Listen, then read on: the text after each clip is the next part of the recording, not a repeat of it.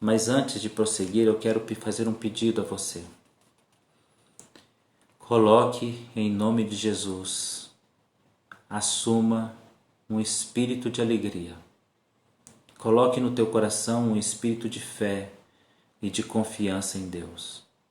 Chega, irmãos, chega de olhar para a vida com amargura por causa dos dias que nós vivemos. Confia no Senhor e Ele fará muito mais. Então, repreenda esse espírito de tristeza. Amém? É um pedido que eu faço a todos vocês que nos acompanham. Nós temos 2 momentos, na realidade 3 momentos. Nós começamos com a oração, nós meditamos um pouco na palavra e encerramos com a oração. E hoje nós queremos falar sobre cura e sobre oração no Evangelho de João, no capítulo de número 5.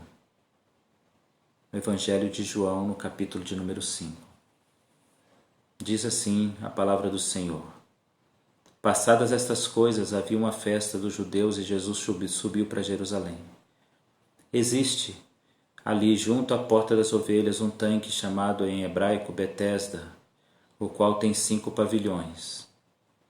Neste jazia uma multidão de enfermos, cegos, coxos e paralíticos, esperando que se movesse a água, porquanto um anjo descia em certo tempo, agitando aí o primeiro que estava no tanque, que entrava no tanque, uma vez agitada a água, sarava de qualquer doença que tivesse. Isso está entre colchetes. Estava ali um homem enfermo, havia 38 anos. Jesus, vendo-o deitado e sabendo que ele estava ali há muito tempo, perguntou-lhe: Queres ser curado? Respondeu o enfermo: Senhor, não tenho ninguém que me ponha no tanque quando a água é agitada, pois enquanto eu vou, desce outro antes de mim. Então Jesus disse: Levanta-te, toma o teu leito e anda. Imediatamente o homem se viu curado. Tomou seu leito, colocou-se a andar. Aquele era um dia de sábado. Nós temos algumas lições importantes para tirar aqui sobre oração.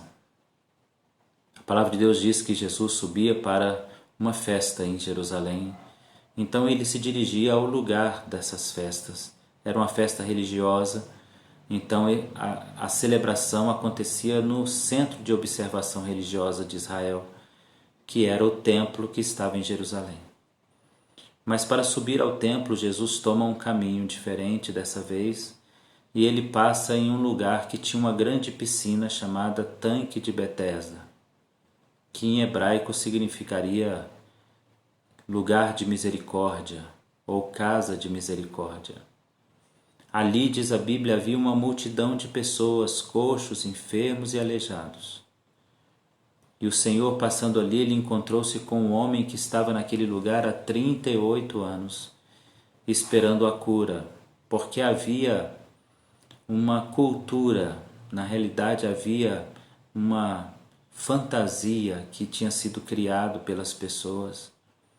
Havia uma ideia, desenvolveram uma cultura religiosa de que um anjo mexia as águas naquele lugar. E quem entrasse primeiro era curado. E aquele homem, Jesus se dirigiu a ele e perguntou a ele o que ele gostaria de receber. E aquele homem disse: Ninguém me coloca na água para eu ser curado. Antes entra sempre alguém e eu fico aqui, sem que possa ser ajudado para entrar na água. Nós temos aqui algumas lições, eu gostaria que você aprendesse essas lições dessa história. A primeira lição que eu aprendo é que este homem esperava no lugar errado a cura. Ele tinha uma doença, uma enfermidade, e a poucos metros estava o templo do Deus vivo. Mas ele aguardava em outro lugar, onde havia uma tradição de que um anjo mexia a água. Sabe, querido, muitas vezes nós buscamos, e aqui está a primeira lição, nós buscamos no lugar errado as respostas dos nossos problemas. Muitas vezes nós buscamos no lugar errado. Estamos buscando o Deus certo, mas no lugar errado. E esse homem me ensina essa lição quando ele fica ali por 38 anos. E a poucos metros dali estava o templo do Deus vivo de Israel.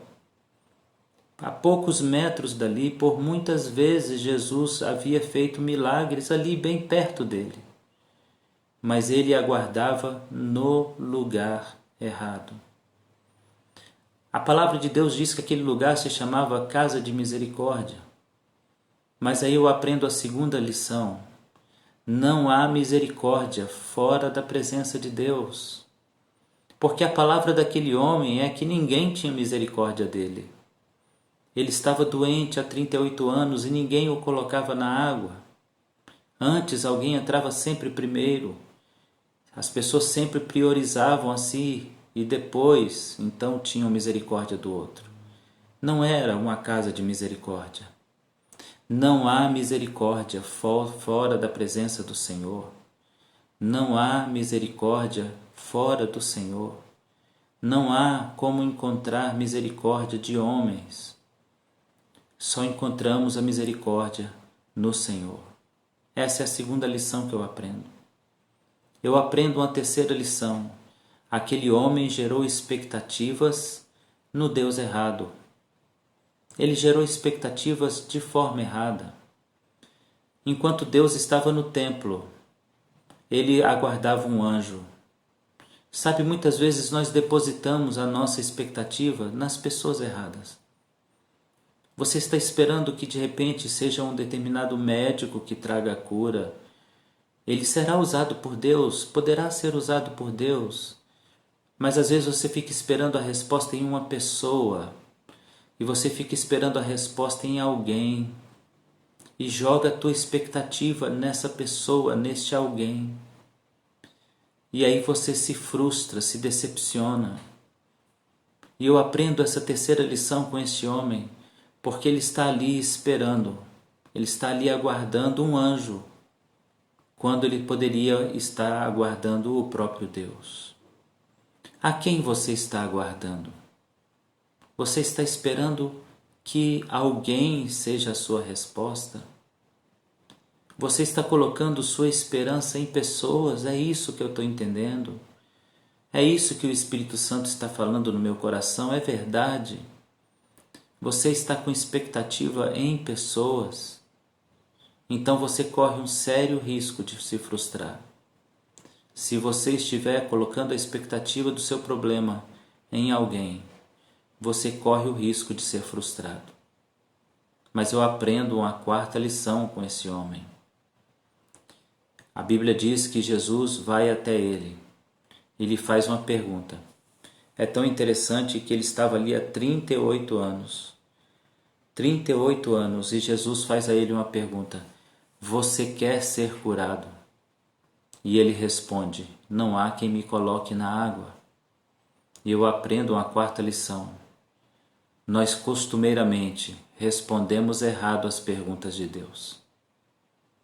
Jesus não perguntou se alguém entrava na frente ou se ele estava precisando de uma ajuda para entrar na água. Jesus perguntou, você quer ser curado? Nós costumeiramente respondemos errado às perguntas de Deus. O Senhor espera que você dê as respostas certas. E talvez te falte sabedoria para dar as respostas certas. Então o apóstolo Tiago escreve dizendo, peça a Deus sabedoria, mas querido, dê as respostas certas para Deus. Deus quer fazer uma obra em sua vida e você fica insistindo em dar as respostas erradas. O Senhor te pergunta nessa manhã, você quer um milagre? E você responde, não há chance no hospital, não é isso. Você quer livramento? O tempo é muito difícil. Não é isso que o Senhor está te perguntando. Você quer o milagre? Os tempos são tempos de escassez de milagre. Não é isso que Deus está te perguntando. Eu aprendo que nós temos o hábito de responder errado. Mas aí vem Jesus mais uma vez e nós aprendemos mais uma vez uma lição com isso. Jesus vem com seus atos de misericórdia e ele ignora a resposta daquele homem, porque a resposta daquele homem nos ensina uma outra coisa. Ele diz que alguém precisava entrar primeiro na água e havia uma multidão de coxos, aleijados e cegos. Então, como o cego iria ver o anjo mexer a água?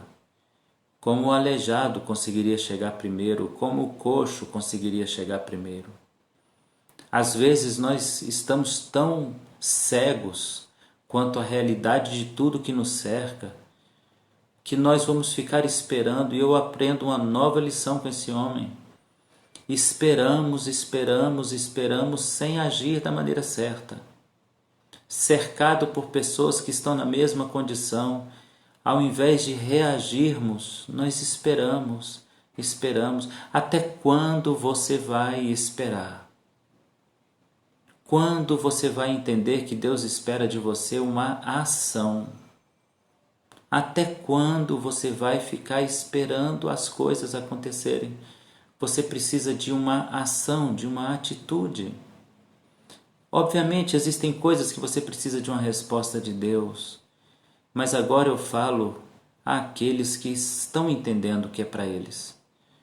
Até quando você vai ficar esperando se o Senhor já te deu ordem? Se o Senhor já falou para você fazer? Se o Senhor já abriu a porta? Se o Senhor já te deu a direção?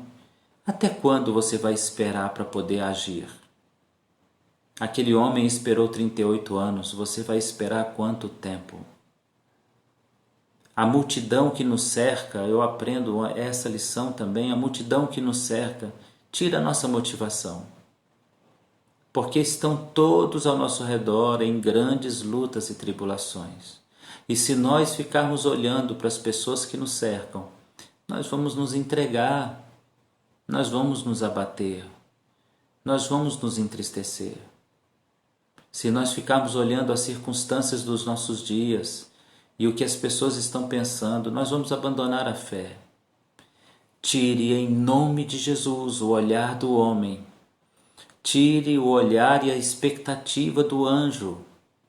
Tire os seus pés do lugar errado e vá para o lugar certo. Responda corretamente em nome de Jesus a pergunta que Deus está te fazendo.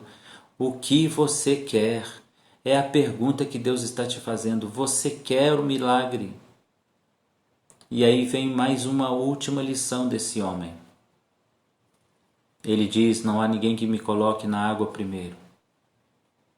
Não há ninguém. Ele está dizendo para mim: eu sou uma pessoa dependente. Em nome de Jesus, repreenda isso. Você não é dependente. Você não é dependente, você é dono da sua vida. É você quem decide sobre a sua alegria. Em nome de Jesus, tome a decisão de ser feliz em Deus. Tome a decisão de crer. Tome a decisão de dar a sua resposta. Você não é dependente. O Senhor te tornou independente. Vinde a mim e eu te alivio. O Senhor te deixou livre para poder ir até Ele. Ele rasgou o véu que separava você de Deus. Você tem acesso, você tem independência espiritual. Você pode tomar a iniciativa para fazer. E aquele homem nos dá uma triste lição. Quantas pessoas estão sempre dependendo de outras pessoas? E não buscam a Deus porque é a outra pessoa, e não fazem porque é a outra pessoa, e ainda não agiram porque é a outra pessoa, e ainda não reagiram porque é a outra pessoa. Em nome de Jesus, pare com isso. Deixe de ser dependente e passe a ser independente, dependendo tão somente de Deus. Amém? E então vem a última lição desse texto de João capítulo 5. O Senhor foi até o enfermo e disse para ele: levanta, toma o teu leito e sai daqui. Eu aprendo uma lição maravilhosa. Aquele homem ouviu a voz de Jesus e, embora ele esperasse o anjo, ele obedeceu à voz de Jesus. Obedeça a voz de Jesus. Ainda que a sua esperança esteja em outra coisa, se o Senhor te diz hoje que Ele vai te dar outra saída, e Ele está te dizendo isso hoje, Ele vai te dar outra saída, acredite na saída dEle. Ouça a voz dEle, ainda que você esteja gerando outra esperança. Aquele homem ouviu a voz, pegou o seu leito, ficou de pé. Em nome de Jesus, entenda o que Deus está falando para você. Fique de pé, pare de andar prostrado, pare de andar escorado, fique de pé, levante pela fé. Aquele homem ouviu a voz de Jesus. Fique de pé, levanta-te, olha, sentado, deitado, moribundo, não, levanta, levanta. E o Senhor disse, toma o teu leito, não deixa nada aqui. Sabe, querido, existem coisas que a gente precisa abandonar e não deixar rastro. Aquilo que nos entristeceu, que nos amargurou, que nos abateu, a gente tem que não tem que deixar nem lembrança daquele lugar. Pega o teu leito e sai daqui, abandona esse ambiente de tristeza, de amargura, de egoísmo, abandona esse ambiente de orgulho, de pessoas que só se preocupam com elas mesmas, de pessoas que não têm empatia abandona esse lugar de doentes, de cegos, de coxos, de aleijados. Anda, sai daí e não deixa nada teu aí. Leva tudo. E a lição linda desse texto é que por mais que a gente tenha esperanças erradas, se ouvirmos a voz de Deus, sairemos com a resposta certa. Você entendeu o que Deus está te dizendo? Ainda que você esteja no lugar errado, ainda que você esteja na esperança errada, ainda que você tenha uma multidão de desmotivadores, ainda que você esteja numa condição de incapacidade, ainda que, se você ouvir a voz do Senhor Jesus, você vai sair dessa condição. Aceite essa palavra hoje, em nome de Jesus.